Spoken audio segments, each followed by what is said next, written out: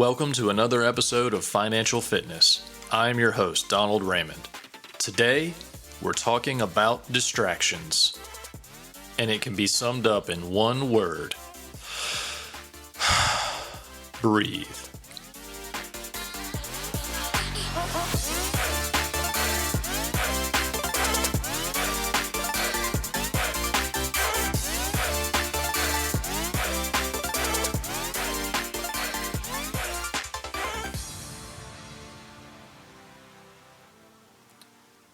With Black Friday and holiday bargains upon us, this is a time when you have to remind yourself to take a breath. That's right. Just breathe. When you take that breath, you're going to find that it's that brief little moment you needed to realize that you're about to make a decision based on an impulse or a reaction to something that you just saw or heard. And because marketing is getting so sophisticated, you now believe for a moment this is something you need, or at a minimum, maybe something that you want. The buying is made so convenient that most times you find you've already made the purchase before you even had time to consider what it was you were buying. What are you going to do with that ultra-accurate 2-foot-long meat thermometer that is made to be mounted into a competition smoker that you don't have and used at a temperature range that your cooking equipment doesn't even reach? It's easy to find a good deal. They're out there every day, ripe for the taking. You can look anywhere and find a sale or an ad for something that you never even knew existed, and now it has your attention in a way that makes you feel you can't live without it. Until you have it. Then you never use it.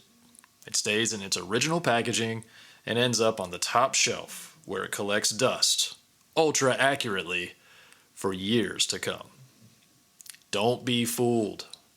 Marketing has become incredibly elegant, and its ability to captivate an audience and convert a sighting into a purchase in record time is ultra impressive. Now, this is partially due to the convenience factor of being able to take payment and generate order fulfillment at record pace. Think about it. How easy is it to jump on an app, find something, purchase it, and have it shipped to your house in a day or two compared to just a few years ago? Ultra easy. Record pace. And it provides the user with the satisfaction of feeling like they just purchased a limited quantity of something, or an otherwise special edition that only a few people will ever have the opportunity to purchase, at least during the limited time offer. This sense of urgency creates a response, and that response is captured as a transaction where you trade your dollars for something you never even heard of before that moment. You've heard me say that we want to spend our money on purpose. And that requires an element of discipline to ensure that moments like this don't happen, or at least happen less often. In the last episode, I talked about making lists and doing research.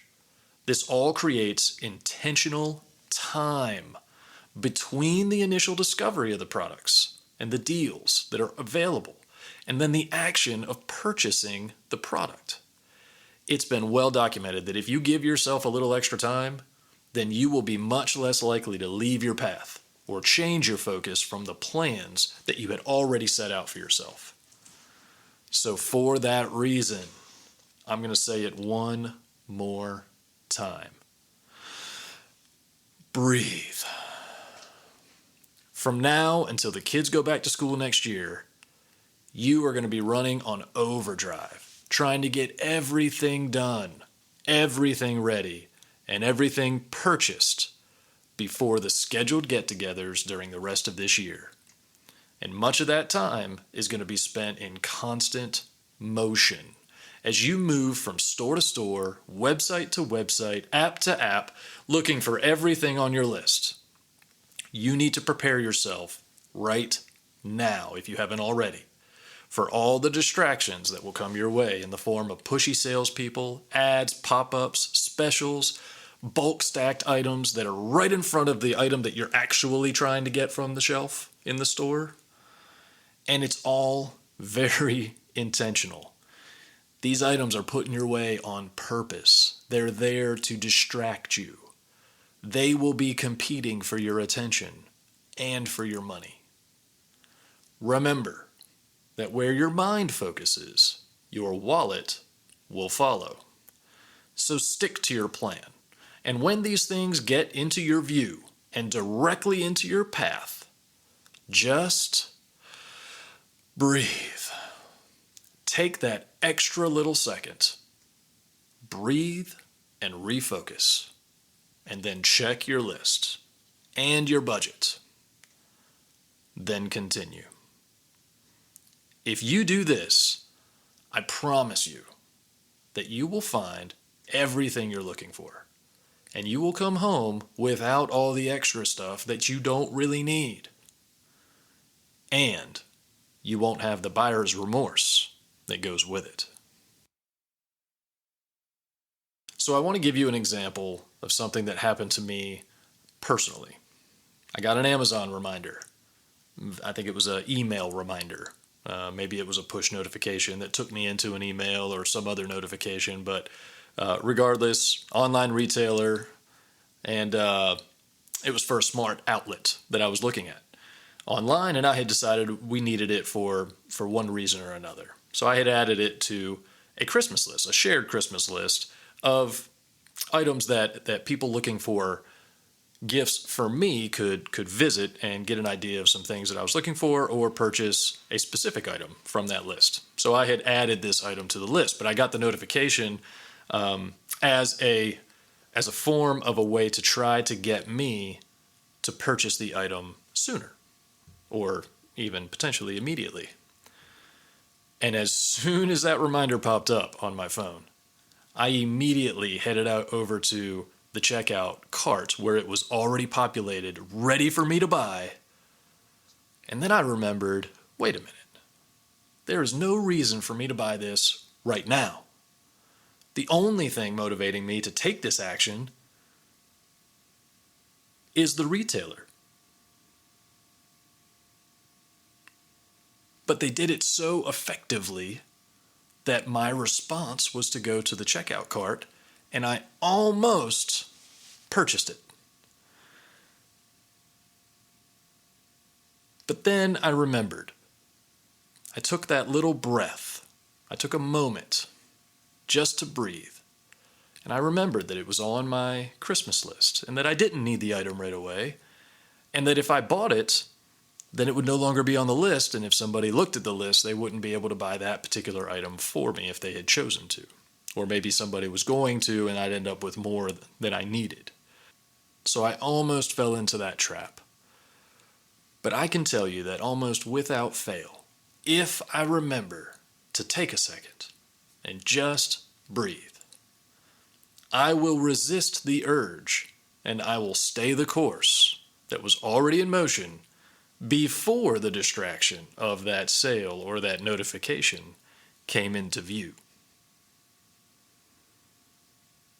So when we first started this idea in our house, the breath was more like a deep inhale that needed to last for weeks or even months before the urge would go away.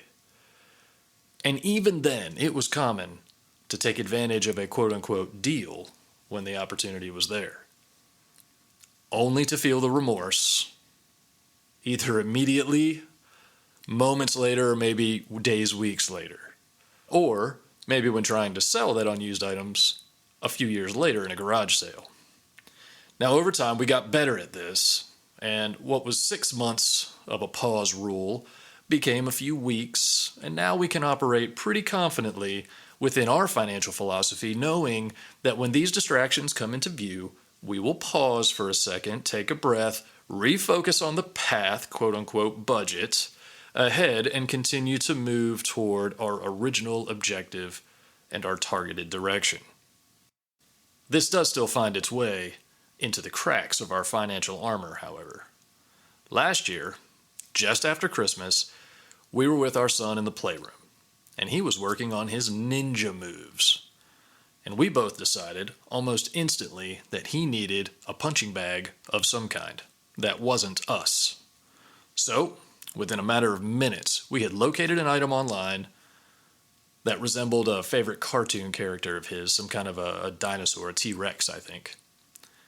And only seconds later, we had parted with $35 and began the anticipation of delivery so that he could show us his stuff on that new punching bag that we determined was needed. Sourced it and purchased it all within a matter of seconds. If this sounds like a response rather than living intentionally, you are exactly right. That's exactly what we were doing.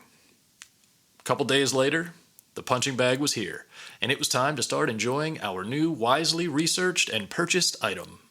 It was something I am sure you've all seen before, or have even had at some point in your lives. It was one of those inflatable, weighted at the bottom punching bags that would return upright after being hit so that the fun could continue. We realized right away that the weight in the bottom was not included. This was an effort to save on shipping, no doubt. So that's no problem. We inflated the toy anyway and let our son hit the bag with all his might. And as it went sailing across the room, we decided maybe a weight was needed after all. So, no problem. I took the punching bag outside to the sandbox. It was recommended in the instructions to fill the bottom cavity with sand, and that would provide the necessary weight, so that it would return upright after each hit. After half an hour of putting sand into the cavity for the weight of this punching bag, I had not made much progress. The opening was far too small to be able to put sand in. An hour, I still really hadn't made much progress. An hour and a half had gone by. I was starting to feel like maybe there was enough weight. Another 15, 20, 30 minutes, and I just gave up. There was enough in there to do something, so I took it back inside and returned it to my son so that he could, again, show us his moves, his ninja moves on the punching bag. He struck the bag, and it laid down flat. Didn't move as far, but went straight down and did not return back upright. So after consulting the instructions one last time, they suggested putting water in the bladder where the sand was in order to fill the rest of the volume and give the bag enough weight to return upright after each punch. Now I'm sure you can guess what happened next. The T-Rex finally stood up straight and tall and ready for his beating. A few punches later, we thought, this is fantastic. It was standing up proudly in the middle of the carpeted playroom and taking punch after punch from our son. And then came the final knockout punch, and the T-Rex was down for the count. Permanently this time. And now leaking water and wet sand into the carpet. This, of course, was our consequence for not remembering to pause and take that necessary breath, which would have potentially prevented the impulse purchase and taken us to what ultimately became the solution. So after cleaning up the mess and requesting a refund, we returned the item to the nearest drop-off location and had done a little bit of research this time. We had identified a suitable punching bag that was designed for the way that it was going to be used and was much, much more durable. We included our son in the buying and research process this time, which took all of about 20 minutes, located a local retailer, and they had some in stock. So we made a family trip over to purchase the item together. Now, while this was a fantastic teachable moment for both of us and for our son, it was everything that a financial mistake can be. Frustrating, causing regret and remorse, humiliating, and without the ability to be refunded, could even create a financial strain depending on your circumstances. And if this is a common occurrence, it will most definitely have a negative financial impact. Now, this is true year-round, but during this particular season, it is especially true. So, this year, while you're out and about, shopping and consuming all that the holidays have to offer, remember to pause and refocus from time to time.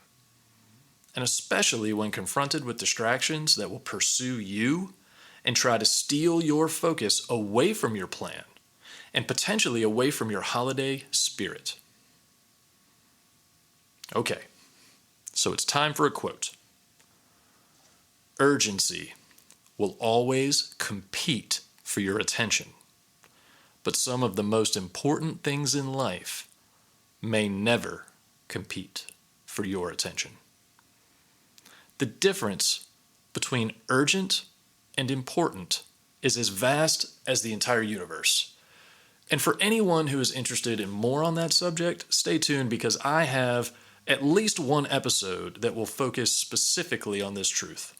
But for today, just know that the distractions you will encounter are in the urgent category and are trying to steal your focus from what's really important. Now, the irony is that in order to see the important things in your life, you have to intentionally focus on them. As the quote says, they will rarely, if ever, steal your focus away from the distractions or away from the urgency in your life. Dave Ramsey says, we should always move at the speed of cash. Now, I believe this principle, and it's worked out pretty good for him. So if you adopt this belief, just know that you are in good company too.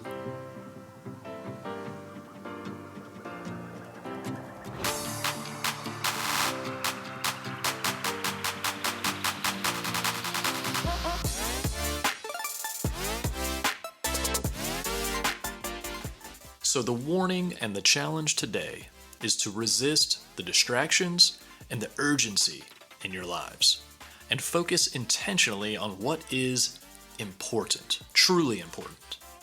There have been attempts throughout the years to develop tools to help distinguish between urgency and importance, whether work-related or in your personal and family life. For me, I think that this is much more intuitive than we've been given credit. I think the challenge is to resist the distraction or the temptation to justify the desire to entertain the urgent items on the list. It's easy to fall victim to moving urgent items into the important column. It's even possible to reword or redefine how you describe them and how you define both urgent and important. When you do this, you infect the formula with your influence, and so the tools don't work. I would suggest that you all know the difference, and that if challenged, you could separate urgent from important just as easily as you would good from bad. So that is the challenge. Use your good judgment and your natural intuition to start intentionally focusing on the important things in your life. And you will find that with time, urgency will fade into the background and become so infrequent that you wouldn't even have room for it in your life ever again. And when it does show up, you will be much better equipped to handle it and refocus on what's truly important. Have a Merry Christmas and a Happy New Year.